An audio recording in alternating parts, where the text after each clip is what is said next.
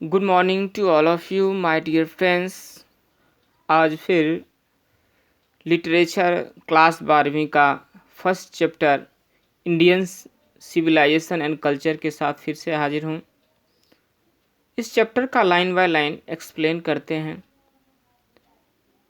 Line by line explain करने से ही आपका नॉलेज अच्छी तरीक़ा से बढ़ेगी।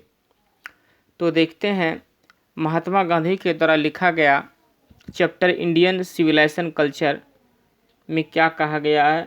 इससे पहले हम लोग बात करेंगे महात्मा गांधी का।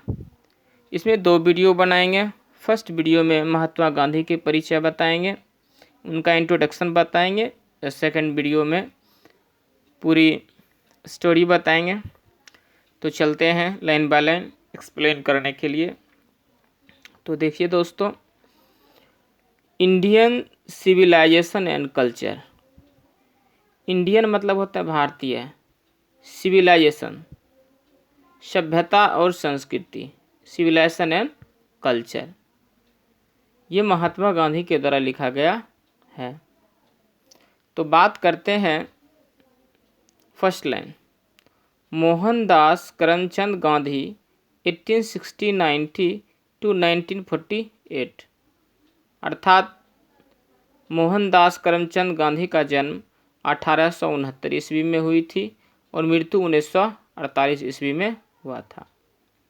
पॉपुलरली नॉन एज बापू और the father of the nation, इसका मतलब है वह फेमस थे, पॉपुलर थे, वो जाने जाते थे बापू के नाम से, या हम कह सकते हैं the father of the nation, वे राष्ट्र के पिता थे। कौन? Mahatma Gandhi. Was more a spiritual leader than a politician, अर्थात वे राजनीति से ज़्यादा स्पिरिचुअल लीडर थे। पॉलिटिशियन मतलब होता है राजनीति, लीडर मतलब होता है नेता, स्पिरिचुअल मतलब होता है आध्यात्मिक, अर्थात वे पॉलिटिशियन से ज़्यादा, मोर देन, ज़्यादा वे आध्यात्मिक लोग थे।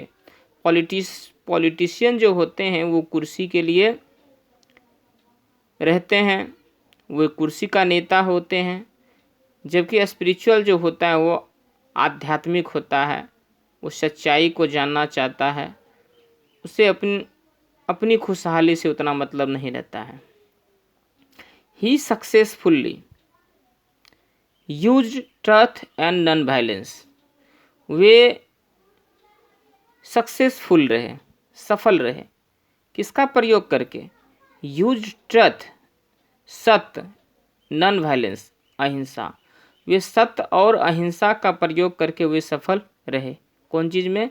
As the chief weapons against the British rule in India, अर्थात भारत को आज़ाद कराने में वे ब्रिटिश के विरुद्ध, वेपन्स का मतलब होता है शस्त्र या कहेंगे हथियार, अगेंस्ट मतलब विरुद्ध, अर्थात ब्रिटिश के विरुद्ध उन्होंने जो वेपन किया था, वेपन उनका था, वो अस्त्र जो था वो सत्य और अहिंसा थे। उसमें मुख्य उनका हथियार सत्य और अहिंसा ही था और उसी के बल पर वे भारत को आज़ाद करवाए थे, उसमें इन्होंने सहायता किए थे। हेल्प्ड इंडिया गेन इंडिपेंडेंस, तब जाके भारत को आज़ादी प्राप्त हुई। फ्रॉम 1950 टिल 1948, अर्थात 1915 से लेकर 1948 ईस्वी तक he completely dominated Indian politics. Dominated का मतलब होता है प्रभुत्व, अर्थात 1915 से लेकर 1948 ईस्वी तक वह पूर्ण तौर पर भारतीय पॉलिटिक्स में, भारतीय राजनीति में ये प्रभुत्व थे, मतलब इनकी चलती थी, ये पूरा का पूरा उनमें लगे हुए रहे। He dead at the hands of a fanatic on 30 January 1948, अर्थात ही डेड, वह मृत्यु को प्राप्त किए, वे मरे eight the hands of phonetic. Hands of phonetic, hands of phonetic का अर्थ होता है कट्टरपंथियों के हाथों, मतलब धर्मांध। अर्थात इनकी मृत्यु हुई थी कट्टरपंथियों के हाथों, जो धर्म में अंधे थे उन व्यक्तियों के हाथों इनकी मृत्यु 30 जनवरी 1948 को हुई थी। मतलब इनको हत्या कर दिया गया था नाथूराम गोडसे के द्वारा, जो धर्म से अंधे थे, धर्म को ही सब कुछ मानते थे, इसलिए उन्होंने इनको हत्या कर दिया। यानी पूर्ण तौर पर हम कह सकते हैं कि वे मरे थे, वे डेड किए थे एक कट्टरपंथियों के हाथों 30 जनवरी 1948 को। हिज ऑटोबायोग्राफी, उनका आत्मकथा माय एक्सपेरिमेंट विथ ट्रुथ, मतलब उनका आत्मकथा जो था ऑटोबायोग्राफी था माय एक्सपेरिमेंट विथ ट्रुथ। ऐसे ऑटोग्राफी कहा जाता है जो अपनी कहानी को खुद लिखता है। अब बायोग्राफी जो होता है वह होता है किसी दूसरे के द्वारा किसी अच्छे लोगों के बारे में लिखने को कहा जाता है बायोग्राफी। और महात्मा गांधी खुद लिखे थे, इसलिए ऑटोबायोग्राफी इन्होंने लिखा, मतलब अपने बारे में खुद उन्होंने लिखा था, जिसका नाम था my experiment with truth and the numerous article that we wrote for young India. Numerous, numerous का मतलब होता है बहुत, आर्टिकल्स मतलब बहुत सी धाराएं, अर्थात इनकी धाराएं जो लिखी गई थी वह यंग इंडिया में लिखा था। उसने लिखा यंग इंडिया में। And the speech that he delivered on different occasions, उनकी भाषण, स्पीच मतलब होता है भाषण, उन्होंने स्पीच भी दिया था और डिफरेंट तरह के विभिन्न अवसरों पर उन्होंने क्या क्या था, भाषण भी दिया था। Reveals him not only as original thinker but also as great master of chaste idiomatic English. अर्थात इसका मतलब क्या होता है, रिवेल, रिवेल मतलब होता है प्रकट करना, हिम मतलब उसे नोट मतलब नहीं, ओनली मतलब मात्र, एज मतलब जैसे, एन मतलब ओरिजिनल थिंकर। कहते हैं मात्र वह एक वास्तविक सोचने वाला ही नहीं था बल्कि also as great master of chest. Chest का अर्थ होता है पवित्र। वे बहुत ही महान पवित्र आत्मा थे। आइडोमिक इंग्लिश, आइडोमिक मतलब होते हैं मुहावरेदार। उनके इंग्लिश साहित्य में जितनी भी रचना थी उसमें मुहावरे मिलता है, अर्थात आइडोमिक इंग्लिश थे। In the following extract in the following extract, प्रस्तुत जो नीचे दिया गया सारांश है। एक्सट्रैक्ट मतलब हम बोल सकते हैं निचोड़ है, किसका, इंडियन सिविलाइजेशन एंड कल्चर, भारतीय संस्कृति और सभ्यता का, जिसमें क्या कहा गया है उसके बारे में बताते हैं।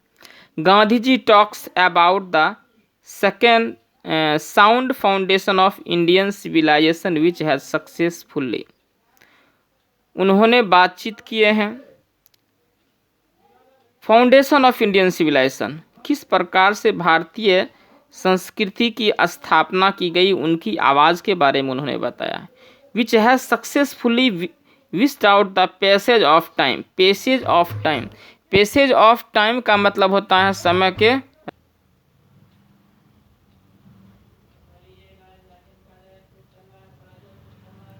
प्रस्तुत पंक्ति जो है, यानी प्रस्तुत इंडियन सिविलाइजेशन कल्चर चैप्टर जो है, इसका पूरा निचोड़ जो बताया गया है वो क्या है, सो जानिए।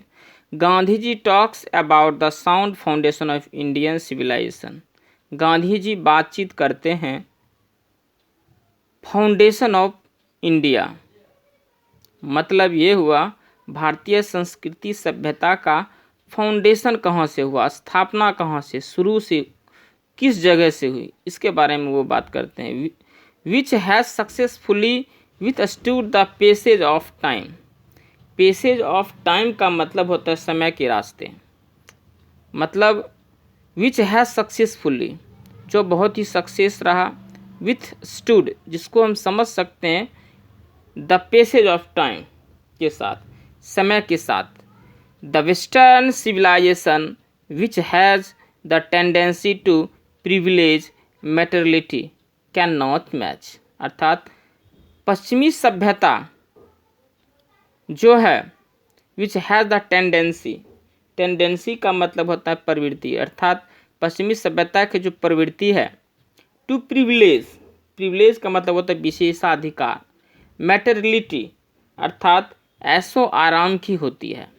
मतलब वेस्टर्न सभ्यता संस्कृति जो होती है वह ऐशो आराम वाली होती है, वह हम लोगों की सभ्यता से मैच नहीं करता है। मैटेरियलिटी कैन नॉट मैच, वह मैच नहीं करता, बल्कि द इंडियन सिविलाइजेशन, भारतीय सभ्यता जो होती है, दैट इलेवेट्स द मोरल बींग्स, इलेवेट्स का मतलब होता है ऊपर उठना, मोरल बींग्स मतलब होता है नैतिक प्राणी, अर्थात भारतीय सभ्यता जो होती है वह मोरल को ज़्यादा वैल्यू देता है, नैतिक विचार को, नैतिक प्राणी को इलिवेट्स करती है।